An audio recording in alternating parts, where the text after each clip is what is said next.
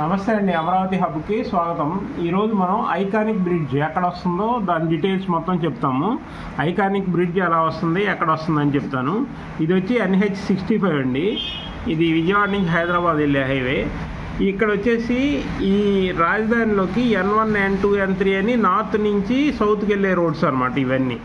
ఇందుట్లో N13 road ఉంది. ఈ N13 రోడ్డు ఈ స్ట్రైట్గా వస్తుంది. N13 రోడ్డు నుంచి మూలపాడు వరకు, ఇక్కడ మూలపాడు ఉంటుంది. NH65 మీద మూలపాడు అనే ఊరు వస్తుంది.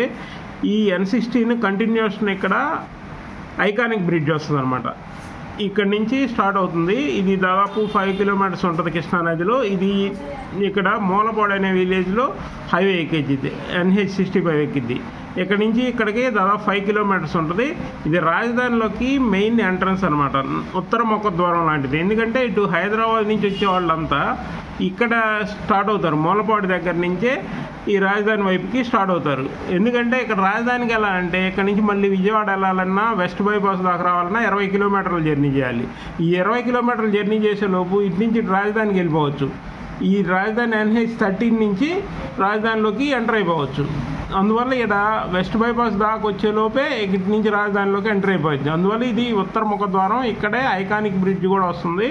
ఇది N13 నుంచి మూలపాడు వరకు రాయపూడి. N13 అంటే రాయపూడి నుంచి, రాయపూడి వైపు వస్తుంది. ఈ రాయపూడి దగ్గర నుంచి ఇటు మూలపాడు వైపు వచ్చే బ్రిడ్జ్ అనమాట. దీన్ని ఐకానిక్ బ్రిడ్జ్గా శాంక్షన్ చేశారు. దాదాపు 5 కిలోమీటర్స్ ఉంటుంది. ఇది డిజైనింగ్ కూడా మళ్ళీ ఇంతకుముందు వేరే ప్రపోజల్ ఉండేది, దాన్ని మార్చి ఇప్పుడు ఇక్కడ ప్రపోజ్ చేస్తున్నారు. కాబట్టి దీన్ని డిజైనింగ్ ప్రొసీజర్ డిజైన్ చేస్తున్నారు. ఈ ఏరియాలోనే వస్తుంది. Okay, like, share, subscribe.